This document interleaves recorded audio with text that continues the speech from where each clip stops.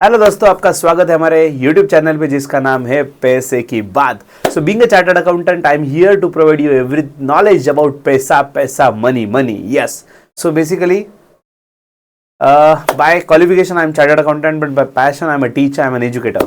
So being an educator, definitely I am here to teach you or to provide you many information related to पैसा। सो पैसे कमाने के बहुत सारे तरीके हैं लाइफ में, तो जो मल्टीपल तरीके हैं जिसमें से बहुत सारे लोग सिलेक्ट करते हुए मुझे लाइफ में जॉब करना है या फिर मुझे बिजनेस करना है, खुद का स्टार्टअप करना है, कहीं पे इन्वेस्टमेंट करना है, म्यूचुअल फंड में इन्वेस्ट करना है, शेयर मार्केट में इन्वेस्ट करना है, बहुत सारे तरीके हैं। तो हम आपको इस चैनल पे रोजगार, दैट इज जॉब से रिलेटेड, इवन स्मार्ट इन्वेस्टमेंट किस तरीके से किया जा सकता है, स्टॉक मार्केट कैसे हम सिंप्लीफाई तरीके से सीखेंगे, और इवन पॉडकास्ट और मोटिवेशन हम आपके लिए लेकर आने वाले हैं। तो जब भी बात आएगी पैसे की तब चार्टर्ड अकाउंटेंट का नाम तो आता है, लेकिन इस बार याद रखना CAKK सर नाम याद रख लेना, जो आपको कंटिन्यूसली कंटेंट लेकर आएंगे। लेकिन बस रिक्वेस्ट यही है कि चैनल को सब्सक्राइब करके बेल आइकन पे क्लिक कर दो, सो दैट हमें काम करने के लिए और एनर्जी मिले और हम और आपके लिए कंटेंट लेकर आए। सो दर्शकों, चलो बढ़ते हैं आज के रोजगार की ओर, आज के जॉब की ओर। जानते हैं कौन सा अपॉर्चुनिटी आया है, किसके लिए बना हुआ है, क्या है उसके क्राइटेरियाज और किसके लिए वो फिट बैठेगा। सो हमें हर एक चीज डिटेल में जान लेंगे एडवर्टीजमेंट के बारे में। So let's see. तो बेसिकली राइट्स इंफ्रास्ट्रक्चर पीपल, तो बेसिकली ये जो RITES राइट्स लिमिटेड, इसका 2026 का रिक्रूटमेंट आया है। असिस्टेंट HR का पोस्ट है रेगुलर बेसिस पे, और basically Navratna CPSE ministry of railways. So ये नवरत्न कंपनीज में से एक है। अभी नवरत्न कंपनीज में से एक, मतलब ये कौन सी कंपनी सर, हमने इसका नाम सुना नहीं, हमें इसके बारे में पता नहीं है। तो इसके बारे में पहले समझ लेते हैं कि ये कंपनी के बारे में बेसिक इन्फॉर्मेशन, तो उसके बाद हम जॉब के बारे में जानेंगे। सो बेसिकली अगर हम बात करें रेट्स की, सो ये इसका टैगलाइन जो है द इंफ्रास्ट्रक्चर पीपल, मतलब क्या, ये इंफ्रास्ट्रक्चर का ही काम करते हैं। और ये इंफ्रास्ट्रक्चर मतलब कोई बिल्डिंग वगैरह बनवाने का काम नहीं कर रहे, ये पूरी सिटी बनाने का काम कर रहे हैं, जहाँ पे ट्रांसपोर्ट आप देख सकते हो। जस्ट इमेजिन, ये फोटो, ये पिक्चर देख के आपको रियलाइज हो जाएगा। सो ये लोग क्या कर रहे हैं, ये डिस्कशन कर रहे हैं, ये प्लान बना रहे हैं। अगर आप देखोगे पूरा सिटी का प्लान दिख रहा है, एज गुड एज इनके पास सिटी का प्लान है। और अगर आप देखो कि सिटी रोड कैसा होगा, ट्रांसपोर्ट कैसे आएगा, मतलब कनेक्ट कहाँ से होगा, किस तरीके से सिटी बिल्ड किया जाएगा। इवन आप देखोगे रोड के वहाँ पे आपको छोटे छोटे ब्रिज वगैरह नजर आ जाएंगे, ब्रिज कैसा होगा, फुटपाथ कैसा होगा। तो ओवरऑल ट्रांसपोर्टेशन रिलेटेड, अगर आप पीछे बैकग्राउंड में देखो तो आपको दिखेगा रास्ता, ऊपर से फ्लाईओवर वगैरह दिख रहा है। तो ये सब चीजें प्लान करने के लिए राइट्स लिमिटेड जो है, ये जो राइट्स लिमिटेड नवरत्न सेंट्रल CPSE जो था, that is central public sector enterprise है। बेसिकली इंडिया एंटरप्राइज है, ऑफकोर्स ये गवर्नमेंट ऑफ इंडिया का एंटरप्राइज है। तो रेलवे मिनिस्ट्री के अंडर ही आता है बेसिकली, ठीक है। बट ये सिर्फ रेलवे का नहीं, बल्कि मल्टी डिसिप्लिनरी कंसल्टेंसी करते हैं ट्रांसपोर्ट, इंफ्रास्ट्रक्चर और रिलेटेड टेक्नोलॉजी में। मल्टी डिसिप्लिनरी कंसल्टेंसी, इनका सिर्फ फोकस एक ट्रांसपोर्ट पे नहीं है। So overall transport, infrastructure and related technologies. Okay, so RITES is urgently seeking a dynamic and hard working professional. तो इनको डायनामिक और हार्ड वर्किंग प्रोफेशनल चाहिए, और डेफिनेटली आई एम एक्सपेक्टिंग कि अगर आप ये वीडियो देख रहे हो तो आप भी हो डायनामिक एंड प्रोफेशनल, डेफिनेटली हो सकते हो dynamic personality, hard working personality, जो इसमें जाना डिजर्व करते हो। So let's see. वैकेंसीज की अगर बात करें, पूरे इंडिया में 15 वैकेंसीज आई हुई है, और इसमें एज लिमिट अगर आप देखो तो 30 ईयर्स का एज लिमिट दिया गया एग्जाम के एलिजिबिलिटी के लिए।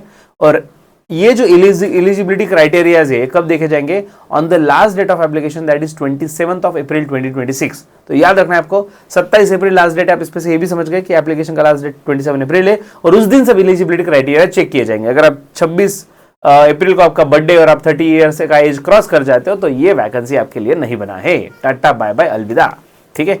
अब एलिजिबिलिटी क्राइटेरिया एक एक समझते हैं। सबसे पहले क्वालिफिकेशन की बात करते हैं। तो क्वालिफिकेशन एकदम सिंपल सा है, बस आपके पास ग्रेजुएशन होना चाहिए। कौन सा graduation? In any discipline. So basically आपको बता दें कि ये सिर्फ किसी स्ट्रीम के लिए नहीं है वीडियो भाई। अगर आप सिर्फ ग्रेजुएट हो, ग्रेजुएट बस, तो आप इसके लिए एलिजिबल हो, ठीक है। और सबसे बड़ी चीज, no post qualification is required. तो इसमें कोई भी experience, no post experience is required, तो कुछ भी एक्सपीरियंस की जरूरत नहीं है। फ्रेशर के लिए पोस्ट है। कई बार ऐसा होता है कि भाई पोस्ट आ गई तो एडवर्टाइजमेंट तो आई है, लेकिन उसमें एक्सपीरियंस रिक्वायर्ड है। एक्सपीरियंस नहीं तो जाए कहां से, कोई दिक्कत नहीं, फ्रेशर्स के लिए है, विदाउट एक्सपीरियंस काम हो जाएगा। नेक्स्ट, मिनिमम मार्क्स कितने होने चाहिए? तो अगर आप अनरिजर्व या EWS कैटेगरी से बिलोंग करते हो तो आपको मिनिमम 50% पासिंग क्राइटेरिया है, और रिजर्व कैटेगरी के लिए 45%, SC ST OBC PWBD, basically इन सब के लिए 45% का क्राइटेरिया है। इतने भी अगर आप लेके आओ तो एग्जाम में एटलीस्ट पास हो जाओगे। ऐसा इसका मतलब नहीं कि डेफिनेटली आप इसको सिलेक्ट हो जाओगे, जस्ट आप एटलीस्ट पास हो जाते हो, एलिजिबल हो जाते हो सिलेक्शन के लिए। ठीक है, आगे बढ़ते हैं सिलेक्शन प्रोसेस की ओर। सिलेक्शन प्रोसेस में आपका रिटन टेस्ट रहने वाला है, रिटन टेस्ट और उसके बाद डॉक्यूमेंट स्क्रूटिनी और मेडिकल एग्जाम, ये 3 पार्ट में बटा हुआ है। अगर हम बात करें रिटन टेस्ट की, तो भाई जो भी है वो यही है टेस्ट, इसके अलावा कुछ नहीं है। कैसे, मैं आपको बताता हूँ, देखो आगे। So basically first is no negative marking, मतलब गोलियां तो मार के आनी ही है, निगेटिव मार्किंग तो है नहीं। उसके बाद PWBD candidates get extra 50 minutes. So basically जो फिजिकली ब्लाइंड वगैरह जो पीपल है, जो हैंडीकैप्ड पर्सन है, उनके लिए 50 मिनट्स एक्स्ट्रा मिल जाएंगे। देन मिनिमम क्वालिफाइंग मार्क्स जो इसके लिए 50%, ये तो हमने देखा अनरिजर्व के लिए, और रिजर्व कैटेगरी के लिए 45%। और रिटर्न टेस्ट का जो इंपॉर्टेंस है वो कितना है, 100% वेटेज फॉर पैनल प्लेसमेंट, मतलब सिर्फ रिटर्न टेस्ट रिक्वायर्ड है बच्चों। ये टेस्ट क्लियर हो जाओ, डायरेक्टली सिलेक्ट हो जाओगे, बीच में कोई इंटरव्यू नहीं, कोई फिल्टर क्राइटेरिया नहीं है। ठीक है, सो रिटर्न टेस्ट हो जाएगी। रिटर्न टेस्ट का आपका 100% वेटेज है, अगर आप क्लियर कर गए तो उसके बाद रहेगा डॉक्यूमेंट स्क्रूटिनी। सो डॉक्यूमेंट स्क्रूटिनी में क्या होगा, बस आपके DV बोलते हैं डॉक्यूमेंट वेरिफिकेशन। तो आपने जो भी डॉक्यूमेंट अपलोड किए हुए ऑनलाइन एप्लीकेशन फिलअप करते हुए, एग्जाम फॉर्म फिलअप करते हुए, वो बस डॉक्यूमेंट आपको चेक किए जाएंगे, कुछ इंटरव्यू नहीं, कुछ सवाल नहीं पूछे जाएंगे उसमें। ठीक है, और मेडिकल एग्जाम वो भी नॉमिनल सा है। नाउ रिटन टेस्ट की अगर हम बात करें, सिलेबस क्या है उसका, तो बेसिकली इंग्लिश के ऑलमोस्ट 40 क्वेश्चन आ जाएंगे। देन डेटा एनालिसिस पे 40 क्वेश्चन के आसपास दिया हुआ है। देन नेक्स्ट इज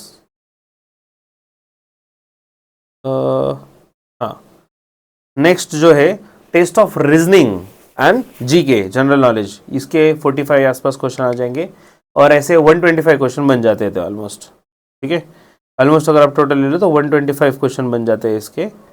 और जो टाइम पीरियड रहेगा इसके लिए सिर्फ 2.5 आवर, 2.5 घंटे का पेपर रहेगा। ठीक है, 2.5 घंटे का आपका एग्जाम है, और इसमें निगेटिव मार्किंग कुछ भी नहीं, इसलिए ये बात तो पक्की भाई, पूरा पेपर तो आपको लिखे ही आना है किसी भी हालत में। अगर आप जाओगे तो छोड़ के कुछ नहीं आना है, नुकसान तो कुछ है नहीं, रहा तो बोनस है भाई, मिल गए मार्क्स तो मिल गए, लेकिन कट होने का कोई स्कोप नहीं है। सो 125 क्वेश्चन और 2.5 आवर, मतलब 2 घंटे, मतलब ऑलमोस्ट 120 और वो हाफ 30, मतलब 150 मिनट में 200 क्वेश्चन, 150 मिनट देगा।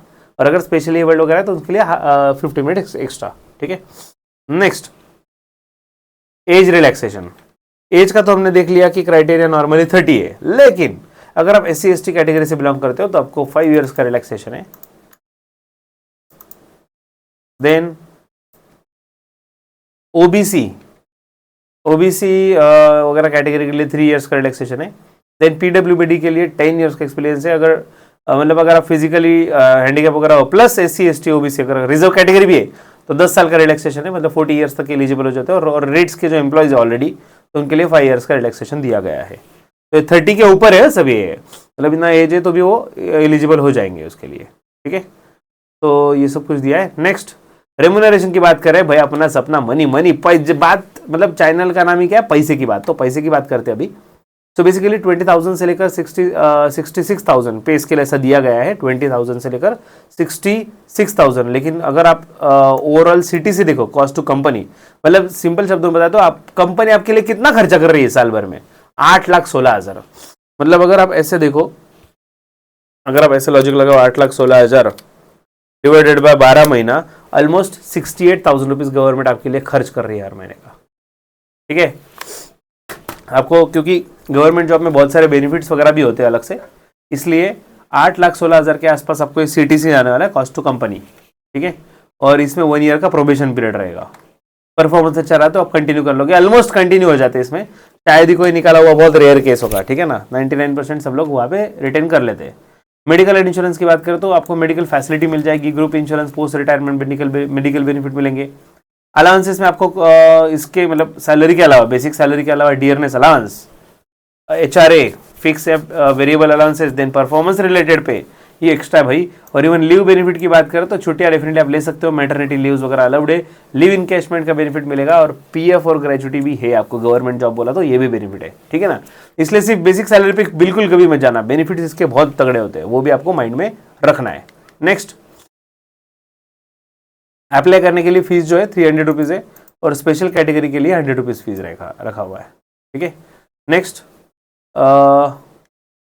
आगे एग्जाम कहाँ पे होगा, एग्जाम के 14 सेंटर्स दिए गए हैं ओवरऑल। तो बेसिकली दिल्ली, गुड़गांव, कोलकाता, मुंबई, चेन्नई, बैंगलोर, हैदराबाद, साथ ही साथ लखनऊ, पटना, रांची, भुवनेश्वर, गुवाहाटी, अहमदाबाद, भिलाई एंड त्रिवेंद्रम। तो ऐसे 14 लोकेशंस और वैकेंसी सिटीज दिए गए जहाँ पे एग्जाम हो सकता है। आपको एग्जाम फॉर्म फिलअप करते हुए कैंडिडेट को 2 सेंटर प्रेफरेंस सिलेक्ट करने हैं, जिसमें से ऑफकोर्स एक ही अलॉट किया जाएगा कोई ना कोई। दिल्ली तो बेसिकली ऑनलाइन अप्लाई करते हुए 2 सिटी आपको सिलेक्ट करने हैं। हाउ टू अप्लाई, तो बच्चों सीधी सी बात है, www.rights.com इस वेबसाइट पे जाने के बाद आपको करियर सेक्शन उसमें मिल जाएगा। करियर सेक्शन में जाके आप लॉगिन कर सकते हो और रजिस्टर कर लो। देन उसके बाद कंप्लीट फॉर्म फिलअप करो, फीस पे करो और फाइनली आपका जो एप्लीकेशन है वो डाउनलोड कर लीजिएगा। और ऑफकोर्स एडमिट कार्ड जब आएगा तो वो डाउनलोड करना पड़ेगा आगे एग्जाम के हिसाब से, ठीक है। Next, documents to be uploaded. Document क्या क्या चाहिए अगर फॉर्म फिलअप करना है, तो सबसे पहले ID proof and age proof होना जरूरी, आधार कार्ड, पैन कार्ड वगैरह वॉटेवर। नेक्स्ट, एकेडमिक सर्टिफिकेट, आपने 10th 12th कंप्लीट किया उसका रिजल्ट, ग्रेजुएशन का रिजल्ट, ये सब सबमिट करना है। कैटेगरी, अगर आप स्पेशल कैटेगरी से बिलोंग करते हो तो उसका सर्टिफिकेट लगेगा, और अगर एक्सपीरियंस है आपके पास तो एक्सपीरियंस का प्रूफ। लेकिन यहाँ पे तो ठीक है, एज सच फ्रेशर्स के लिए है तो ये कंपलसरी नहीं, इन शॉर्ट एक्सपीरियंस है तो डाल दो, जरूरी नहीं है, ठीक है। और अगर इनकम्प्लीट डॉक्यूमेंट रहे, डॉक्यूमेंट मिसिंग रहे, तो आपका एप्लीकेशन डायरेक्टली कैंसिल किया जा सकता है, ठीक है। तो कैटेगरी सर्टिफिकेट जो है, तो ऑफकोर्स आप जिस भी कैटेगरी से बिलोंग करते हो आपको सर्टिफिकेट देना है। बट अभी स्टूडेंट्स, दर्शकों, बस लास्ट पॉइंट याद रख लो, आपके लिए काम की चीज़। तो अगर आप पेरेंट्स हो या टीचर हो देखने वाले, सॉरी स्टूडेंट खुद भी हो सकते हैं ये वीडियो देखने वाले, या पेरेंट्स भी हो सकते हैं जो एग्जाम की तैयारी कर रहे हैं उनके पेरेंट्स, तो डेफिनेटली आप दोनों भी सजगता से डेट्स अच्छे से देख लो और याद भी रखो। 29 मार्च 2026 इस दिन क्या हुआ था, ऑनलाइन एप्लीकेशन स्टार्ट हुए, डन। उसके बाद 27 अप्रैल 2026 को एप्लीकेशन का लास्ट डेट दिया गया है फीस पेमेंट वगैरह करने का। उसके बाद एडमिट कार्ड का डेट और एग्जाम का डेट अभी तक नोटिफाई करना बाकी है, ये नोटिफाई किया जाएगा ऑफिशियल वेबसाइट पे, करियर पेज जो हमें देखता रहना पड़ेगा, ठीक है। तो जितने भी एलिजिबिलिटी क्राइटेरिया याद रखना है, कब देखना है आपको, 27 अप्रैल के दिन, ठीक है। तो बेसिकली हर एम्प्लॉय सिर्फ एक ही एप्लीकेशन फिल किया जा सकता है पर वैकेंसी। एप्लीकेशन आप अल्टर नहीं कर सकते, एक बार फिलअप कर दिया तो खत्म, इसलिए पहले चेक कर लो ठीक से। देन गवर्नमेंट एम्प्लॉय जो भी they must apply for through a proper channel and bring NOC and document verification. तो बेसिकली गवर्नमेंट एम्प्लॉयज को अप्लाई करना है प्रॉपर चैनल के थ्रू, NOC वगैरह DV के लिए। ट्रेनिंग इंटर्नशिप कभी भी एज एक्सपीरियंस काउंट नहीं किया जाता।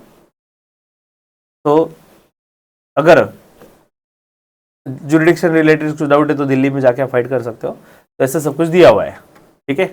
So basically this is the detail advertisement. तो ऐसे ही हर एक अपडेट, हर एक एडवर्टीजमेंट हम आपसे लाते जाएंगे। हमारा इंटेंशन ये नहीं है कि 2-5 मिनट में फटाफट से वीडियो खत्म कर दो, बस पैसे की बात। हम पैसे की जब बात करेंगे तो डेफिनेटली लाइफ में आपको पैसे कमाना है, बड़ा इंसान बनना है, तो उसके लिए जो जो जरूरी है हर चीज़ आएगी। तो भाई सब्सक्राइब करके बेल आइकन पे क्लिक करना बिल्कुल मत भूलना, और हर आपके फ्रेंड के साथ शेयर करो जिनका सिर्फ ग्रेजुएशन कंप्लीट है और वो पूरे इंडिया में, पैन इंडिया में काम करने के लिए रेडी है विद द गवर्नमेंट जॉब। सो जल्दी मिलते हैं नेक्स्ट अपडेट में, तब तक के लिए नमस्कार और पैसे की बात करते रहिए, सोचते रहिए।